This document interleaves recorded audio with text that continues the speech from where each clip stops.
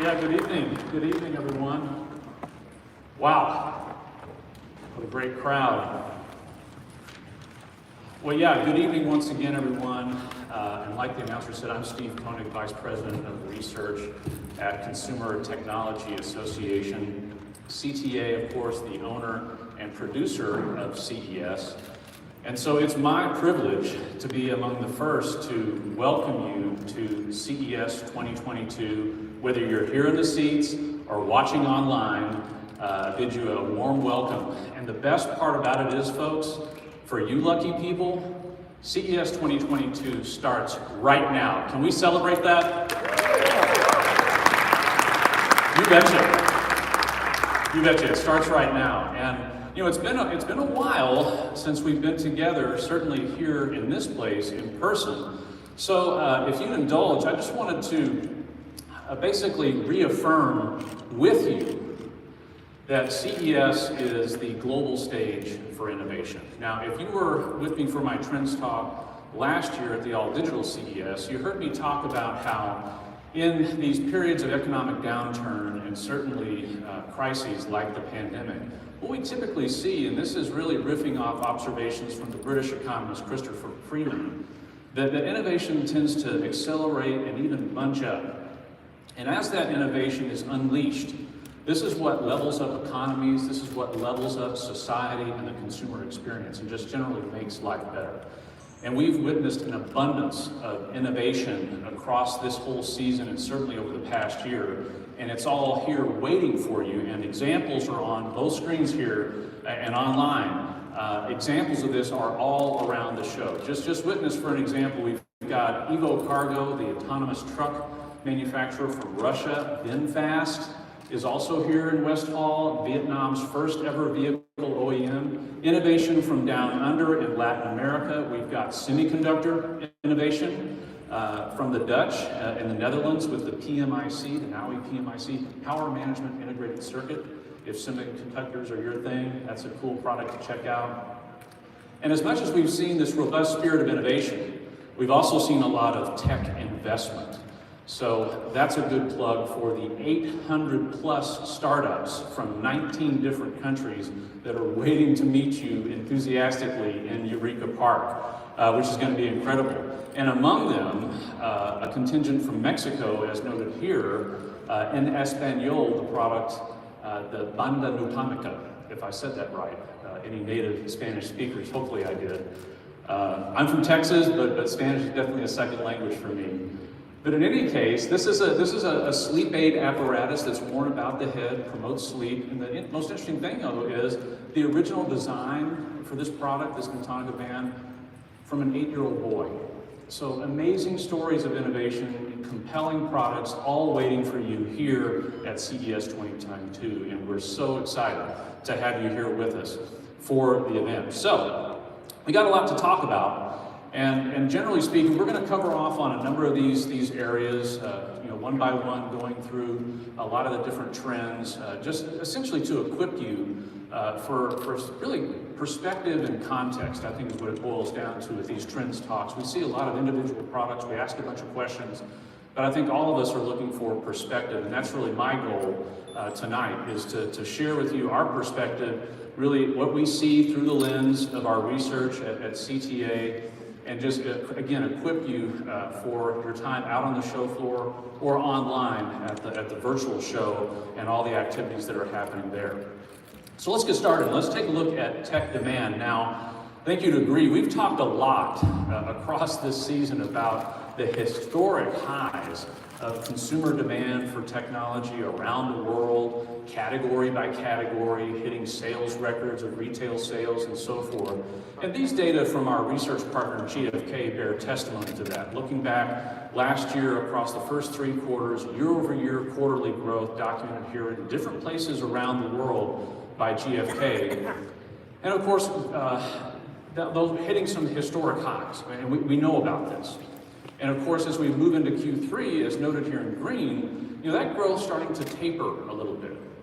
But like the title suggests, still growing and still strong. And there's specific reasons for that I want to share with you tonight. And this is kind of coming back to the important perspective about what you're going to see and putting that in context, because these key fundamentals from a consumer behavior standpoint that have helped propel the industry forward to historic highs, these are still in play. And more importantly, they're going to continue to pay dividends as we move further into 2022, and are going to promote growth. So remaining strong. This is the view from places around the world. Well, what about in the US, our home market? Well, more of the same, and congratulations, you're the first to see this data. We just released this data, our usual forecast update for the US market released at CES. You're the first to see this, our January 2022 Consumer Technology Industry Forecast Update. Our new number for 2022, yeah, it's on the screen. It's just over $500 billion, trillion with a T. So that's a huge number, a new high for the industry. Which is why we say, growth and momentum are still in play. We're still growing.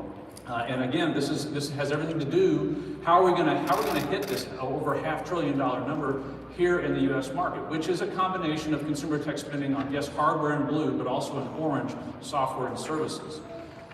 But how are we going to hit that? Well, these core fundamentals that we'll talk about are still in play. This is on top of, and that's what's significant. Look at the growth rates for 2020 and 2021 down at the bottom of the screen. Very unusual in a mature tech market like the United States to see back-to-back or consecutive high single-digit annual growth for consumer tech spending in these areas, in this sector. So these are multiples of GDP in 2021, nearly hitting 10% on the back of 7% in 2020. And like I said with the previous slide, growth's starting to taper a little bit. We can't hit these historic highs forever, of course, but still growing. And it's these core fundamentals that are propelling us forward. So even as we get back to a more normal growth rate, around about 3% in the US market, estimated for this year according to our latest, again, just released today data. So what are these core fundamentals? What are we talking about, and what have we seen through the lens of our research?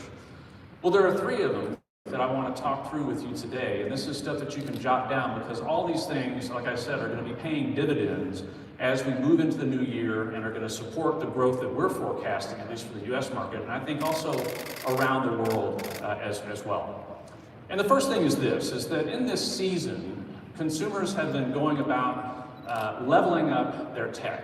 Everybody's looking to do things easier, work smarter, not harder. So they've been leveling up their tech to live a more 21st century lifestyle. In the season of the pandemic, a lot of freed up discretionary dollars and euros and all kinds of other currencies really pouring into tech. And that's what's really fueled these historic sales highs and robust consumer demand. This data from the US and our annual study and assessment of US households and their ownership, and then, of course, purchase plans and what they've been purchasing.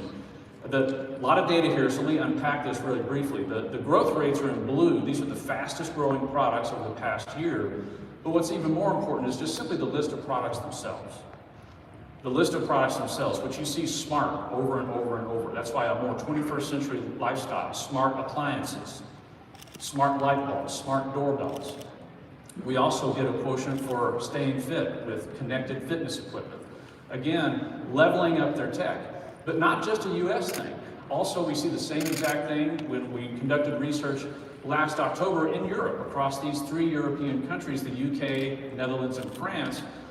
Consumers in those countries telling us that they have robust purchase intentions, a lot of core devices topping the list, but we get a flavor for smart home, and you could also say audio with smart speaker, nearly 30%, and also entertainment with game consoles. So consumers leveling up their tech, and we expect that to continue because once they start to level that up, they want more and they want more. This has certainly been true in the smart home category, where research has shown if you buy 1 or 2 products, you tend to want more. Like, well, I think I'm going to add that doorbell, and I think I'm going to add this sensor, and so forth. So this is what our research has shown. But what's the second thing? Well, the second thing has to do with premium experiences. And here's some more data from GfK. Now, this is really looking at the premium experience idea through the lens of brands. And what we're looking at here, according to GfK's data, looking at the first 9 months in aggregate of 2021, spending growth in different regions around the world attributable to premium brands as defined by GfK in blue versus regular or standard brands in orange. And you can see spending growth attributable to premium brands according to GfK's analysis, vastly outstripping that for regular brands. Now, what's going on here?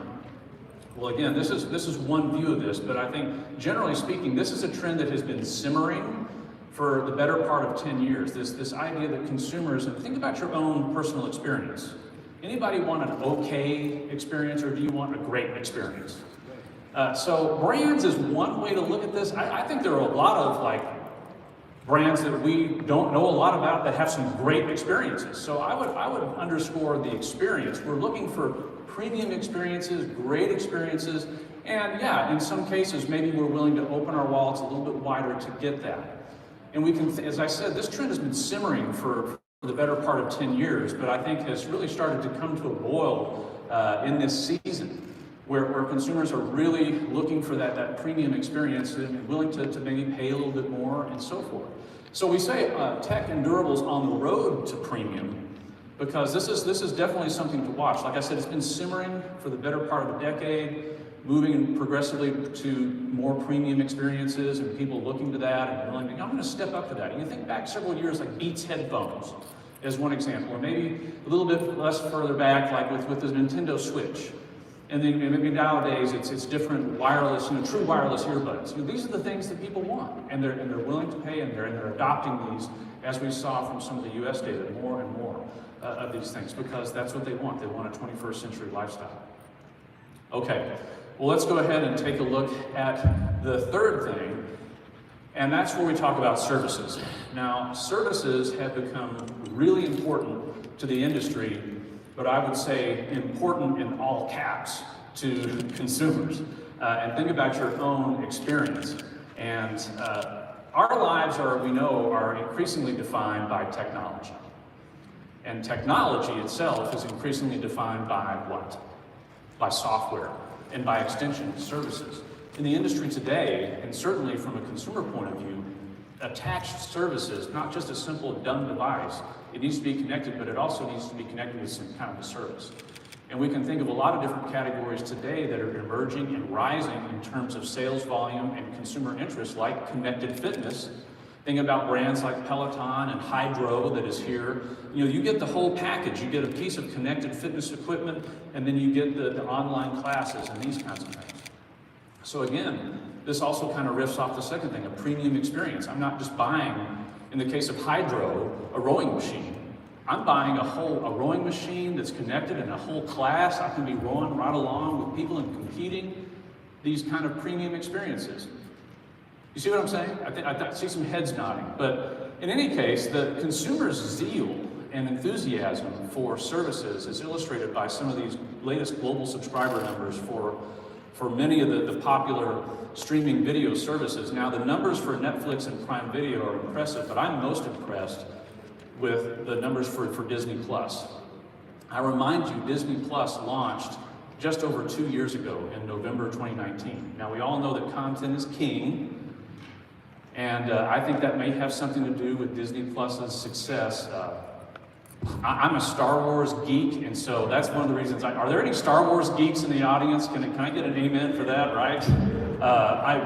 The season 3 of The Mandalorian cannot come soon enough, as far as I'm concerned. But don't tell me about the Book of Boba Fett. I'm waiting when I get home from CES to stream that, so don't tell me anything about that one. But in any case, it may surprise you to learn that research has shown, thinking about the importance of services, that the average consumer globally is subscribed to either paid or unpaid 8 different services online. 8. And it is kind of interesting to just take a personal inventory of your own services. Like, wow. And so I did this and I came up with 9. And that's, so I guess you could say I'm pretty much on trend. But I'm a Gen Xer, which is to say I'm an old guy. And so some of the younger people on my team, these millennials, they're like, 9? Wow, let me see. They come up with these big numbers, like over 20. And then they tell me about these different services, and I just have to say, I'm really sorry, but I've never even heard of that before. Anybody else have that happen? Like, wow, there's a lot of services. And just not just streaming video, audio, gaming, the list goes on. Connected fitness, again, the list goes on. So many of these different services, very, very important. But another thing that is important is that this rapid adoption and importance of services is starting to reshape consumer behavior. And this is also where you can kind of think back to your own experience. So in this season of the pandemic, we as consumers have made a lot of behavioral pivots, haven't we? We've had to adjust our behavior in a lot of different ways. And I call these pandemic pivots. We've pivoted in different ways, shifted our behavior. But what's interesting and what the research is telling us on the slide here, if we could have the slide back, what the research is showing is that in our research in the US and Europe, at the very least, that a strong proportion of consumers have adopted at least one of these services across these different domains in the past year. But look at the numbers below that, the percentage of those consumers that plan to stick with it. So what am I saying? I'm saying that we've made a number of pandemic pivots, shifts in our behavior. Services have been a big part of that, which is to say that tech has been a big part of that. And we're not retreating from those positions. We're going to stick with them. In fact, even lean in even further. The importance of services, the importance of technology is reshaping consumer behavior as a product of this season of the pandemic that we've been in. Really, really significant. But as much as consumers have been leaning into tech and certainly services as we've described here robustly, there's another group that have been leaning into the tech sector, and that is investors. So here we're looking at some data from CB Insight, that's Charlie Bravo, CB Insight, and their Q3 State of Venture report. This is a Q3 snapshot, CB Insights does this, but just take a look at the rapid rise of funding flowing into startups, a great many of them, in fact the majority, tech startups around the world. So here we're riding right in parallel, right in tandem with that rapid rise in consumer demand for technology and investors keeping pace. Investors keeping pace quarter after quarter, hitting new highs and new highs. Looking regionally around the world. This is also interesting data, and again, just a Q3 snapshot, but tens of billions of US dollars. What I'm trying to say is that the tech investment from VCs and other constituents. This is not a US thing or a Silicon Valley thing, it's not a European thing or an Asia thing, it's a global thing. It's happening, and the evidence is on the screen. And really, also here at CES 2022, as I mentioned, 800 startups from 19 different countries in Eureka Park at CES 2022. And I think digging a little bit deeper as to some of the specific funding areas, as I mentioned, this rapid rise of funding to global startups, but a lot of these are tech companies, and small as they are, they're in fintech, retail tech, healthcare. That's kind of an obvious one where we've seen a lot of innovation. So I think this in particular gives us a good template, or at least maybe a preview of what we might see when we visit Eureka Park and we engage with some of these startups. Probably a lot of fintech, retail tech, and so forth. In some ways riffing off of fintech, but also health tech, and a lot of other categories. But tens of billions of dollars each quarter, thousands of deals globally each quarter, pouring into mostly technology startups. An incredible story for our industry. And again, it's here at CES for you to take in. Okay. So let's talk about some of the challenges, and maybe these are in some ways the elephant in the room. We've all been talking about supply chain, so I don't want to labor the point. I've just got this one slide to kind of share with you. Because supply chain, this is not just a tech sector thing. This is a multi-sector across the economy.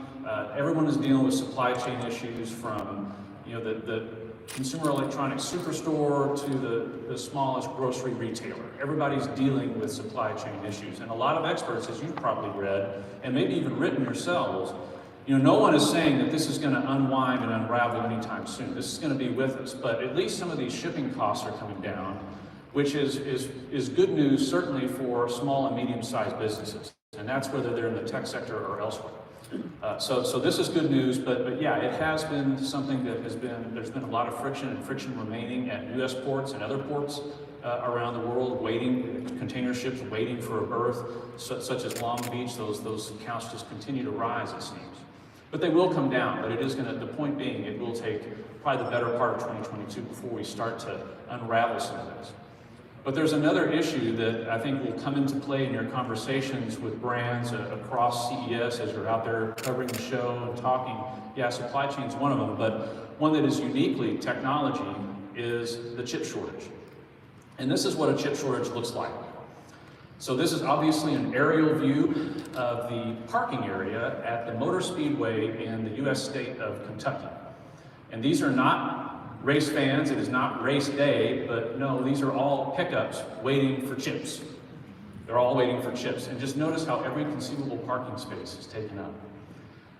So we also know that automotive has been in many ways at the bullseye, in the bullseye of the chips crisis. But so therefore it'll be interesting, and vehicle OEMs have done some really creative things and ways to cope with this chip shortage. Not enough time in the presentation this evening to go into all those things, but these are some good questions to ask some of the brands over in West Hall. You know, how are you working through this, and you're going to be able to deliver, and how are you getting chips? A lot of creative strategies have been working over the past 12 to 24 months in automotive. But let's put some numbers to this chip shortage. Automotive is just one facet, obviously, of the consumer tech industry. Very broadly, and this is data according to the global supply chain management company, Levadata, and their most recent read from late last year, on average, the lead time for semiconductors, about 5.5 months. That's a long time to wait, especially if you're a small business trying to produce a product. And as I mentioned before with supply chain, if you can get the chips, your next challenge is, now I gotta get the ships. So chips first, we'll build it, and then we'll get the ships. So this is kind of adding up to kind of a one-two punch in many ways. So big challenges, but I think what you're gonna see across the show floor at CES, and this is something that CES does every year or perennially, is bring forward solutions to these big problems. So I talked about semiconductor innovation from the Dutch with the Nowie chip, but also brands like Evo Cargo and Too Simple over in West Hall that are bringing forward 21st century logistics solutions to help with the supply chain crisis. If we can't get enough drivers, well, we don't need them. We have autonomous trucks to take products. So real solutions to real world problems. Technology is the answer, and it's here at CES. So if we come back to the slide, again, 5.5 months, big brands can probably do okay, and they can probably beat this timeline, but who can't? Or who has a harder time? That's right, SMEs, small and medium-sized businesses. So they're the ones that are maybe having a bit tougher time. However, there is a fix to the chip shortage, and I'm going to reveal that to you tonight. Really, there's two fixes, a short-term solution and a longer-term solution. And the short-term solution, at least according to Semiconductor Industry Association, is we're trying to, and this has been going on since last year, just trying to squeeze out more production volume from existing facilities. And there are a lot of different strategies for this, adding a third shift. So a lot of these facilities have literally been working around the clock. The other thing is just adding on to, in different ways, existing facilities, maybe a new production line. So that work is going to continue, as noted here, into 2022. But folks, that's really just shoveling it against the tide. That's shoveling against the tide, and everybody knows that. What's the real fix? Well, you guessed it. We need to just simply build more chip-making facilities, which in the nomenclature, fabs, more chip fabs. And you might have already encountered some of this information because some of the big chip-making companies, semiconductor firms listed here, have already come forward back in 2021 announcing their plans to put forward tens of billions and hundreds of billions of dollars in CapEx to build these new facilities. But you've heard the expression, Rome wasn't built in a day. Well, neither are chip fabs. No, in fact, they take about 2 to 3 years. And by the way, you can't just put them anywhere. The infrastructure requirements are monumental, electricity, water, a lot of considerations. And by the way, the machines that operate inside, those are infinitely complex, very expensive. They don't just get built in a week. long lead times, you betcha. So it's going to take time to build these facilities. But as noted with Intel's plan to put, they've earmarked 2 facilities for Europe. I think over this period where we're building these facilities, I think where we'll exit somewhere around the middle part of the decade. I won't put a date on it, but around about the middle part of the decade when a lot of these new facilities come online. And we'll hear about this as we move forward in time. New facility opens here, new facility opens there. They're going to make these chips there, they're going to make these chips over here. We'll have a greater geodiversity of semiconductor manufacturing facilities, which is desperately needed because today, about 3/4 of chip making is attributable to East Asia. So what am I saying? I'm saying we're potentially one typhoon or earthquake away from a major disruption in chip making for the world. So greater geodiversity by the middle part of the decade is probably a good thing. All right, let's get into some of the individual category trends and unpack those for you. Again, just better to equip to equip you for some of the major products and so forth that you're going to be looking at across the show floor at CES 2022. And I want to start at the top with connectivity. And if we're talking connectivity, yes, of course, we're talking 5G, which is really going to provide the connective tissue, if you like, for a lot of innovation in this decade. And 2022 is going to be, I think, a really important year. Now, why do I say that? Well, you may have heard of 3GPP, the global standards body for wireless, and a little bit later this year, I think right around Q2, end of Q1, Q2, they are set to publish their Release 17 list of protocols and requirements that will really essentially equate to the starting blocks, if you like, just like a runner for industrial IoT applications, which is why we've said from the beginning that the story about 5G and what's most interesting is that it will not be led, it's the first wireless generation that will be led by the enterprise and not consumer as it is today. So what I'm really saying is I think 2022 is when we start to turn from a more consumer-centric focus with 5G. A lot of 5G phones out there, we're going to see them at CES 2022. Maybe you've already got one in your purse or pocket. But the real value of 5G, and this is again what we're going to be talking about year after year after year after year in this decade, is the enterprise, the enterprise quotient industrial IoT. And what that looks like, and just one way that looks like, is all this increasing cloud infrastructure, more and more data centers and so forth, more and more things pushing to the cloud, which is to say digital transformation, something we've also been talking a lot about. So this is really, I think, going to help make a quantum leap in many ways, in a word, automation, with a lot of this IoT, industrial IoT requirements, and 5G will provide the connections for that. So hand in hand with 5G as a key ingredient technology, and this is something else we've been talking about for a long time, is of course AI. And simply put, the title is a little bit fanciful, but what are we really saying here? We're saying that AI is getting better and better. It's able to do more things. And as a result, we're able to task AI with more and more different applications or use cases. And this is another perennial story at CES that we indulge in, is not only discovering new innovations, new technology, but also new use cases for existing technologies. Wow, we're using this tech to do that? That's a really interesting story. And AI, this is chock-a-block, the story of AI. And if you not enough time, kind of like with automotive, not enough time to go into all the details, but if you want to really get into and plumb the depths, you're going to encounter terms like natural language processing, which has helped robots be more conversational, as one example. There are many, many others, but also for AIs to understand us better and our data better, all this data that we're producing and accumulating. But transformative AI applications, as I said before, with new use cases, and I think this is really illustrated, I think, best by the innovations that you're going to see from John Deere and Company with the See and Spray. Agriculture is actually a really high-tech sector, and you may not think of agriculture, as the farmer in the dell. You may not think of agriculture as being really high-tech, but it is. And technologies like the See and Spray incorporate all the sensors and all the software and so forth that you find on the slickest self-driving vehicle. And actually even better, mil-spec, they can plant seeds within a square centimeter. But this See and Spray actually is also kind of the tech for good and a good sustainable story in that using computer vision and AI, it can identify undesired sprouts in your field, which is code for saying weeds, and it's just zap those individually, instead of the old way of just spraying the entire field.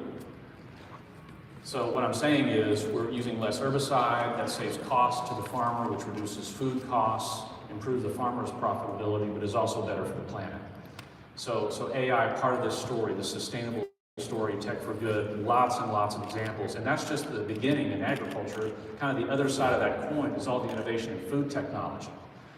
Like Impossible Foods and AI coming into the picture, and Beyond Honeycomb, a startup out in Central Plaza that has a fully robotic AI kitchen that can prepare meals for you and little snacks to top up your tummy as you're motoring around CES. Okay, well, let's continue and look at our next trend. Well, actually, I want to just make a remark that what do consumers think about this? What do consumers think about this? And what's really interesting, we did some research at CTA among US adults. And as you can see here, consumers are really open to AI helping out around the house, on the factory floor, lots of different things, cooking meals, giving fashion advice. Maybe I need to do that, and so next year I'll look a little bit better. Maybe this suit is looking a little worn, I'm not sure, but I can ask my digital assistant, and it'll say, Steve, it's time to buy a new suit. Maybe, or certainly I'll have help picking out a tie, maybe that. Some of us guys, we might struggle. Honey, does this look good? No. Well, now the AI can tell us. The AI can tell us. But cooking meals, there's so many different examples here, even providing legal advice. Maybe, we used to look up things online, but maybe more and more, we're going to pivot to different AIs to help us with these things. So consumers are open to a lot of this innovation, and AI making wider contributions, certainly in the consumer space, but across the economy. Okay, we'll move on now, and you've been waiting for this, the slide on metaverse, okay? You've been waiting for this one, and here it is. Let me talk a little bit about metaverse, which is really one of those trends that has popped up recently, but we definitely want to talk about this because the question is metaverse here. And I would respond with the metaverse is closer than you think. And the reason that I say that is that all the building blocks, if you stop and think a moment, of the metaverse are already present and in play in the industry today. And a few examples, our cloud, 5G for the robust connectivity. We already have haptics, and haptics get better and better every day. And then, of course, volumetric video, another component potentially of the metaverse. So a lot of these bricks, if you like, are still here. It's just really assembling them into a product or an experience, which metaverse really is an expression for the next generation of the internet that will convey increasingly immersive digital experiences. And those immersive digital experiences will, over time, and I'm talking like over the next 10, 20 years, these immersive digital experiences will become inextricably linked with our physical reality. That's what metaverse is. So is it here? Well, sort of. And there are a lot of different approaches, and that's what you're going to encounter, these early plays, metaversian kind of plays. Take Hyundai Mobis as one example. Over in West Hall, you can engage with them over there, and you can create your own little avatar, and then actually use that avatar to test drive a virtual Hyundai. So an early example, and these early examples give us an idea, but we don't exactly know, and that's what CES is great about. We find out a lot of answers to some big questions like, is the metaverse here? Well, we'll see a lot of early examples. Game and software approach. Social, that's another area where we're starting to see metaversian kind of marketplace show up. And in crypto, which is ostensibly the coin of the meta realm, if you like. So more activity there. But again, this is another one of these trends that we're going to be talking about probably for the next 20 years. I remind you that Ready Player One was set in the year 2045. So if you're thinking about Ready Player One, sometimes I do, it's like, wow, is that what we're gonna kind of experience? And that was 2045. So I'm not saying it's gonna take that long, it may not, but it's gonna be an evolving story, this idea of metaverse. And we can also get another view of kind of what kind of pattern might we see in terms of the evolution of the metaverse when we look at what's happened with a lot of the XR technologies, and particularly VR. If you remember, let's take VR, we'll unpack that quickly. You know, VR started off with a lot of enthusiasm in the consumer space with gaming and so forth, these headsets, and they were all, you know, everybody wanted to get in on this and so forth. But what we've actually seen over time, and this is what the research is showing in the stat at the top, is significant, is that the real value, it has been to the enterprise. Just look at all these different use cases, and of course when we think about marketing and sales, this is where we overlap with the consumer. But enterprise has really taken up VR, and so maybe it'll go that way with metaverse. Maybe we'll start to see virtualized conferences, virtualized training seminars, and so forth, as well, and alongside maybe metaversian social media type activities that are more 100% consumer facing. So it's very interesting to think about and talk about. I wish we had more time to do that tonight, but it's going to be very interesting at the show this year to get a view of these first steps of the metaverse and see how it's starting to coalesce. Again, this next generation of the internet that will deliver increasingly immersive digital experiences, and those immersive digital experiences will over time be inextricably linked with our physical reality. That's what metaverse is. But there's so much more, and I wish we had like a good hour and a half to just really dive deep into these. I've talked a little bit about transportation, so I won't labor the point, but space tech is a brand new trend and a brand new competitive sector within the tech industry. And Sierra Space is here with a model of their Dream Chaser spacecraft, an incredible innovation. You know, we heard a lot about space tech in the context of celebrity tourism in space. You know, William Shatner, Captain Kirk, you know, went up and he had his time, and that was really cool. You know, space, it's going to be a while before we're saving our dollars to have a holiday in space or in orbit, a honeymoon in orbit. Maybe that'll be in 10 to 20 years' time. Could be, but what about now? What about today? What are the commercial applications? More, what are the business opportunities? And this is another thing that really the canvas of CES illustrates for us quite well, these emerging opportunities and how are they going to grow. And space tech is one of those. So what are the commercial applications? What are the business opportunities? We'll find out. We'll find out here at CES 2022. And sustainable, this has become, I would say, an increasing drumbeat and momentum within the industry and the tech sector around sustainable, and it's starting to touch all kinds of different places around the industry. But just listed here, alternative power sources, this is kind of an obvious one. Wind, solar is a couple of examples. Food tech, I talked a little bit about before with John Deere and agriculture, but also AI robotic kitchens and possible, you know, plant-based engineered foods and so forth. And then really, in terms of sustainability, you have the macro view in smart cities and the micro view in smart home. All these innovations here at CES 2022.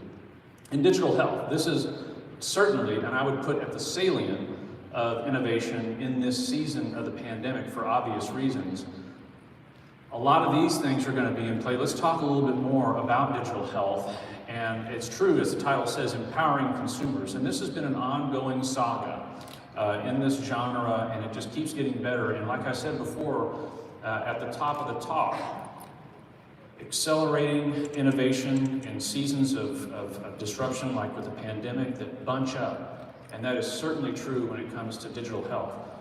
Particularly, and also I talked about behavioral shifts that we've all made as consumers, and telemedicine is one of those. Again, a tech-powered service that is revolutionizing how we deliver healthcare, not just in the US, not in Europe, but around the world. So incredible innovation. Essence Vitalon, kind of an ecosystem product to kind of work with remote patient monitoring, which is also starting to gain a lot of momentum and really change the shape of care. But it goes beyond that. So, a lot of sensors, wearables, and so forth. We've seen this, diagnostic systems a lot, but more and more these things are kind of having a therapeutic bend to them in terms of equipping people, of which there are hundreds of millions of people around the world that have to daily manage chronic disease. So smaller, just very unnoticeable sensors. Like here with the Abbott Freestyle Libre 3, another brand that you can check out over in North Hall is BioIntelliSense. They also have a wearable sensor, very, very discreet. You'd never know that the person was wearing it. But equipping that person with robust vital metrics that they need to stay on top of, a lot of this telemetry also being shared with their doctors, ostensibly in real time or packaged on a daily basis, kind of a daily download, weekly download, maybe top lines, how's the patient doing, accelerating care and improving the value of care. So a lot of innovation happening in this space. And lastly, with the Withings example, managing your health, it doesn't have to be uncool or unfashionable. A lot of these sensors packaged, like as you can see here, in a smartwatch context, you're looking good, but you're also in tune with your body. And as I said before, for a lot of people that are managing chronic disease, that's a daily endeavor. A daily endeavor. Certainly think about like diabetes and so forth. So a lot to see in North Hall for digital health. I've talked a little bit about that. But one of the new areas of innovation that has opened up, and this is something significant that you're going to want to check out, and some of the various solutions. You can see some of these different genres here bulleted for you. And consumers are open to these new solutions to help support mental wellness. And that's everything from sleep to what we've seen in this pandemic, a pandemic of a different sort, which is depression. I don't know if you've seen some of the statistics lately, but depression diagnoses have also been skyrocketing around the world in this season of the pandemic. People staying at home, disconnected, and so forth. So solutions coming forward to help people live healthier lives, better mental fitness, manage these things. Also stress management. Something as busy business people, that's a daily endeavor for us. It certainly is for me. So the statistic here from our latest research, though, on this, that over half, 52% at least of US adults, are open to these kinds of solutions. So just like with AI, as we saw before, people are open to help. Yeah, I'll take the help. I want to live life easier, not harder. And if tech can help me with that, I'm all in. And you're going to see a lot of these solutions at CES 2022. So, other areas that we've seen, just to briefly touch on this, to give a nod to, I was talking with my colleague, David Danto, about like remote work and so forth, new use cases, right? New use cases for TVs and so forth. We'll get a flavor for that, a lot of the display innovation that's happening. I've talked a good bit about smarter home, and then again, pursuing premium, but this is just a reminder that those consumer dynamics, people wanting to improve lifestyles and embrace innovation to lead a happier, healthier, better connected life, more productive life, they're open to that.